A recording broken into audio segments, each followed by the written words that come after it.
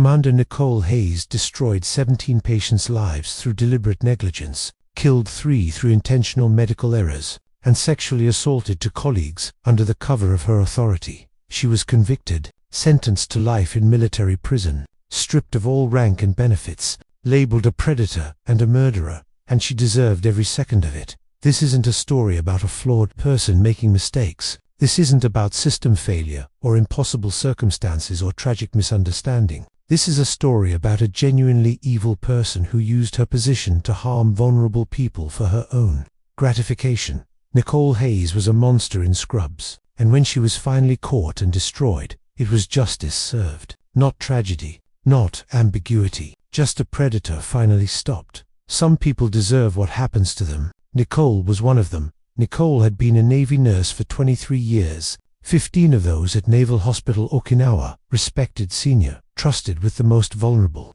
patients. She worked in the ICU, critical care, patients who were unconscious, sedated, or otherwise unable to defend themselves, patients who depended entirely on her for care, safety, and life itself, and Nicole enjoyed having that power. She'd started small, withholding pain medication from patients she didn't like, taking longer than necessary to respond to call bells, accidentally being rough during procedures with patients who'd been demanding or difficult, small cruelties that gave her satisfaction. That made her feel powerful.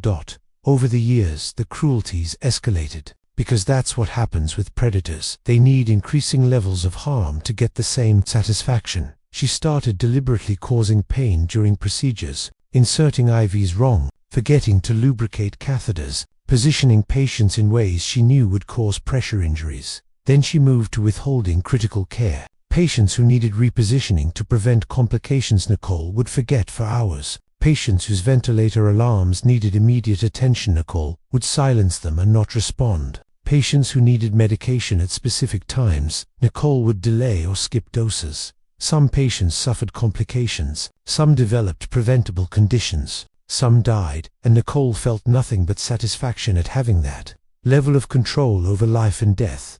Nicole was also a sexual predator. She targeted colleagues who were junior to her, people who couldn't easily refuse her authority. Lieutenant Sarah Chen was a new nurse, 25 years old, fresh from nursing school, assigned to Nicole's unit. Nicole befriended her, mentored her, took her under her wing. Sarah trusted her. During a night shift when the unit was quiet, Nicole cornered Sarah in the supply room, made unwanted sexual advances. When Sarah tried to leave, Nicole blocked the door. "You're new here. You need my recommendation to succeed. Are you sure you want to make me unhappy?" Sarah submitted out of fear. Nicole assaulted her, then warned her, "If you report this, I'll make sure your career is over before it starts." Who do you think they'll believe? A respected commander or a brand new lieutenant who's already struggling with her clinical skills? Sarah didn't report, suffered in silence, requested transfer 6 months later without explaining why. Nicole did the same thing to Petty Officer Marcus Webb 2 years later. Same tactics, same threats, same assault. Marcus also stayed silent, also transferred. Nicole enjoyed the power, the fear she created, the knowledge that she could violate people and get away with it. After 15 years of escalating cruelty, Nicole crossed into deliberate murder. She selected patients she deemed worthless, patients who were elderly, demented, or terminally ill, patients whose deaths would be attributed to their underlying conditions rather than to homicide. Her first murder was Gunnery Sergeant James Holland, 72 years old, advanced dementia, hospitalized with pneumonia. Nicole waited until night shift when she was alone with him, injected air into his central line, a simple embolism that would look like a complication of his illness. Holland died within minutes. The death was attributed to his pneumonia and age. No investigation. Nicole felt exhilarated. She'd taken a life, deliberately, completely, and gotten away with it. She killed 2 more patients over the next year. Same method, same type of victims, same thrill. 3 murders, attributed to natural causes. No one suspected. Nicole believed she was untouchable. What Nicole didn't know was that the hospital's quality assurance nurse, Lieutenant Commander Patricia Moore, was reviewing mortality data and had noticed an unusual pattern.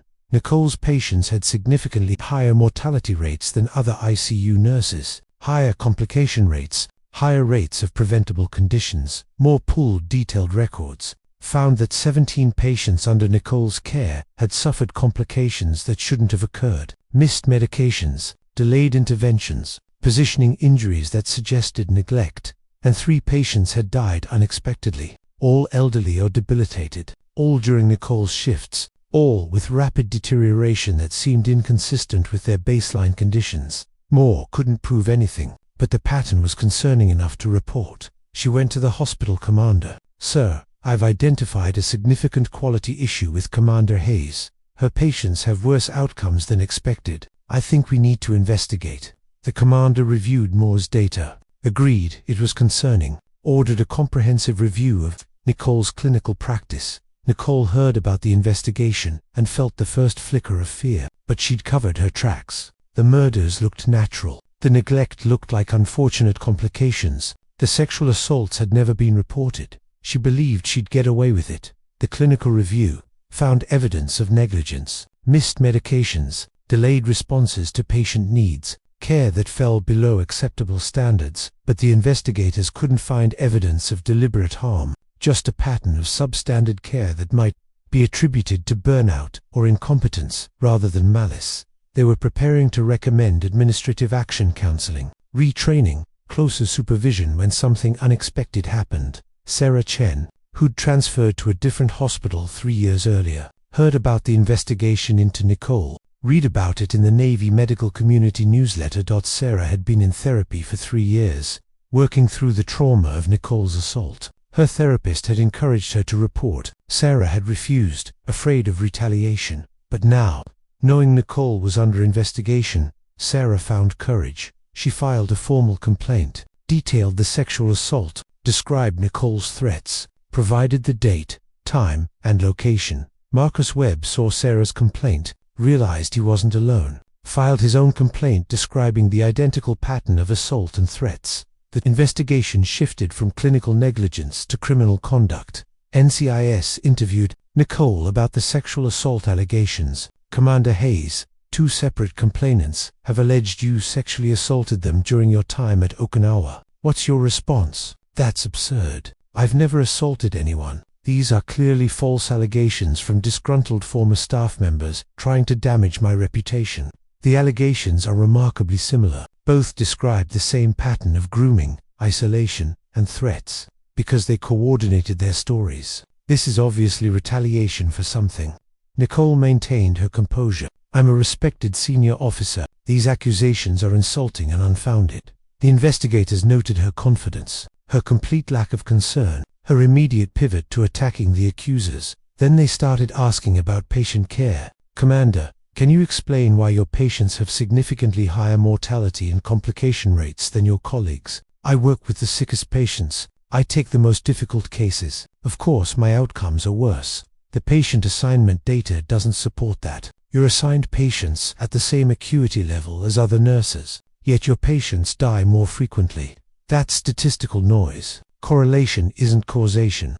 3 of your patients died suddenly during your night shifts, all elderly or debilitated, all from what were listed as complications of their underlying conditions. Can you explain that pattern?" Nicole felt ice in her stomach but kept her expression neutral. "Elderly patients with serious illnesses sometimes die. That's not unusual or suspicious.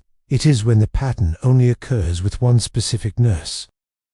NCIS investigators went deeper, started interviewing former patients, families, colleagues. They found Petty Officer Jennifer Torres, who'd worked with Nicole 4 years earlier. "Commander Hayes was cruel to patients. I saw her deliberately insert IVs wrong, saw her ignore call bells for hours. But she was senior. I was afraid to report." They found hospital corpsman David Park. Hayes would mock patients behind their backs, called them wastes of resources. "I thought it was just dark humor until I saw her withhold pain medication from a terminal cancer patient because she said he was taking too long to die." They found family members. The widow of Sergeant Robert Nash. "My husband was recovering well. Then he suddenly deteriorated on Commander Hayes' shift, died within hours. The doctors said it was a complication, but it didn't make sense. He'd been getting better." Each interview added to the pattern: cruelty, neglect, suspicious deaths. Sexual predation. NCIS brought in a medical examiner to review the 3 suspicious deaths. The examiner found something the original investigators had missed. Tiny puncture marks near central lines consistent with air injection. Air embolism was difficult to prove post-mortem, but combined with the pattern, the puncture marks, and the suspicious timing, it was enough for probable cause. Nicole was arrested and charged with 3 counts of murder, counts of patient endangerment and negligent care, 2 counts of sexual assault, counts of conduct unbecoming an officer. She maintained her innocence. This is a witch hunt. I'm being persecuted for being a strong woman in a position of authority. The military prosecution built a devastating case. Started with the sexual assaults because they were easiest to prove. Sarah Chen testified. Commander Hayes isolated me in the supply room on a night shift, made unwanted sexual advances. When I tried to leave, she blocked the door and threatened my career. Then she assaulted me. I was 25 years old. She was my supervisor. I was terrified. Marcus Webb testified to an identical pattern. Hayes groomed me for weeks, then assaulted me during a quiet shift, threatened to destroy my career if I reported. I believed her. She had that much power. Both testimonies were detailed, consistent, and credible. The jury saw the pattern. Then the prosecution moved to patient care, called 17 family members of patients who'd suffered under Nicole's care. My mother developed pressure ulcers that should never have occurred. The wound care specialist said they resulted from not being repositioned for hours. My father's pain medication was consistently delayed or missed when Commander Hayes was his nurse. He suffered unnecessarily. My wife's ventilator alarm was silenced for 45 minutes while Hayes was supposedly providing care. My wife nearly died from oxygen deprivation. Then they called the families of the 3 murder victims. My grandfather was recovering, then suddenly died on Commander Hayes' shift, with no clear explanation. The medical examiner testified. The puncture marks near the central lines are consistent with air injection. The rapid deterioration in all 3 cases is consistent with air embolism, combined with the statistical pattern of deaths occurring specifically during Commander Hayes' shifts. I believe these were homicides. Nicole's defense was that that the sexual assault allegations were coordinated lies, that the patient deaths were unfortunate but natural, that the complications were bad luck, not negligence. Nicole took the stand in her own defense. It was a mistake. The prosecutor cross-examined her. Commander Hayes, you testified that Lieutenant Chen's allegations are false, yet Petty Officer Webb described an identical pattern of assault and threats. How do you explain that? They coordinated their stories. It's obvious. Why would 2 people who don't know each other and transferred to different hospitals coordinate false allegations against you? I don't know their motives. Maybe they're trying to sue the Navy. Maybe they failed their evaluations and want revenge. You evaluated both of them as outstanding in their performance reviews. Why would they seek revenge for positive evaluations? Nicole had no good answer. Commander, can you explain why 17 different families reported similar patterns of neglect and poor care when you were their loved one's nurse? Families always look for someone to blame when outcomes are bad. I work with critically ill patients. Sometimes they have complications, but these complications occurred at significantly higher rates with your patients than with any other nurse's patients. How do you explain that? Statistical variance, bad luck that followed you consistently for 15 years. Nicole's composure cracked. Her answers became defensive, angry. She started blaming patients for being difficult, families for being demanding, colleagues for being jealous. The jury saw what she was. Not a nurse who'd made mistakes, not a professional who'd struggled, but a predator who was angry at being caught. The jury deliberated for 6 hours, found Nicole guilty on all charges. 3 counts of murder, GUILTY, 17 counts of patient endangerment, GUILTY, 2 counts of sexual assault, GUILTY, conduct unbecoming, GUILTY. The military judge was harsh in sentencing. Commander Hayes, you violated every oath you ever took. As a nurse, you swore to do no harm, yet you deliberately harmed the most vulnerable patients in your care. As an officer, you swore to uphold honor and dignity, yet you sexually assaulted subordinates who trusted you. As a human being, you had a moral obligation to care for life, yet you deliberately ended 3 lives for your own gratification. You are not a nurse who made mistakes. You are a predator who used your position to abuse, assault, and kill. You deserve no mercy. You deserve no consideration. You deserve to spend the rest of your life paying for what you've done. Sentence: life imprisonment without possibility of parole, dishonorable discharge, reduction to E1, forfeiture of all pay, benefits, and pension. Registration as a sex offender. Nicole stood emotionless as the sentence was read, still believing, somehow, that this was unjust, that she was the victim. Nicole was sent to the Naval Consolidated Brig to serve her life sentence. She never accepted responsibility, never showed remorse, never acknowledged what she'd done. She filed appeal after appeal, all denied. The evidence was overwhelming. The verdict was just.